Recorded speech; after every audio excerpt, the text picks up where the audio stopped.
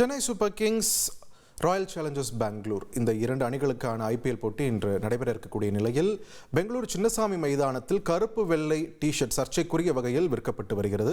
இது தொடர்பான கூடுதல் விவரங்களை வழங்க இணைகிறார் எமது செய்தியாளர் மணிகண்டன். மணிகண்டன், வணக்கம். இந்த கருப்பு வெள்ளை டி-ஷர்ட், அதோட பின்னணி என்ன சர்ச்சை, விரிவா பதிவு பண்ணுங்க. வணக்கம். சென்னையில் 8 நகரங்களில் இந்தியா முழுவதும் 18வது ஐபிஎல் சீசன் லீக் போட்டிகள் மிக சுவாரஸ்யமாக விறுவிறுப்பாக நடைபெற்று கொண்டிருக்கிறது. கிட்டத்தட்ட இறுதி கட்டத்த லீக் போட்டிகள் எட்டியிருக்கிறது.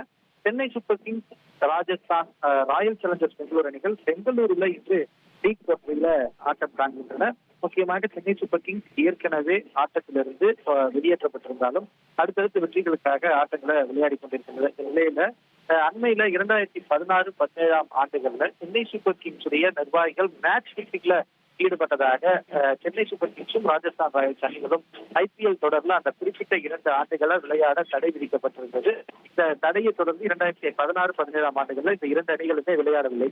இதை குறிக்கும் விதமாக, இதை சிம்பல் செய்யும் விதமாக ஒரு சர்ச்சைக்குரிய விதத்துல டி-ஷர்ட்டுகள் தற்போது இன்றைய ஆட்டத்தையொட்டி சின்னசாமி மைதானத்துக்கு வெளியே பெங்களூரு ரசிகர்களால் விற்பனை செய்யப்பட்டு வருகிறது. ரசிகர்களும் அதிக அளவில் அந்த டி-ஷர்ட்டுகளை வாங்கக்கூடியதை பார்க்க முடிகிறது. 2016-17 என குறிப்பிட்டு வெயில் கம்பிகள் போல வெள்ளை மற்றும் கருப்பு நிறத்துல அந்த டி-ஷர்ட் என்பது தயார் செய்யப்பட்டு விற்பனை செய்யப்பட்டு வருகிறது.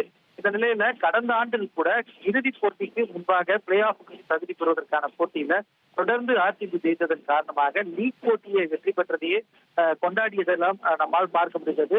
இந்த நிலையில நிச்சயமாக மறுபடியும் ஒரு வெற்றியை அணி தருவார்கள் எதிர்பார்க்கப்பட்டது. சேப்பாக்கத்தில் ஆர்சிபியிடம் விழுந்தது. இந்த நிலையில இந்த போட்டி விறுவிறுப்பாக இருக்கும்.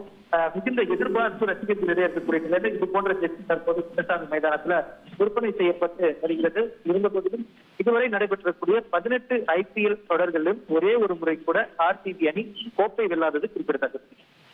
நன்றி மணிகண்டன், உங்களுடைய விரிவான தகவல்களுக்கு. ஸ்போர்ட்ஸ்மேன்ஷிப்பை கேள்விக்குறியாக்கும் விதமாக டி-ஷர்ட் அங்கு விற்பனையானது பெங்களூரு சின்னசாமி மைதானம் அருகே நடைபெற்றுக் கொண்டிருக்கிறது. விரிவான தகவல்களை செய்தியாளர் மணிகண்டன் வழங்க நாம் கேட்டோம். உங்கள் தந்தி ஒன் தொலைக்காட்சியில் கால பைரவன் தினமும் காலை 8 மணிக்கு காண தவறாதீர்கள்.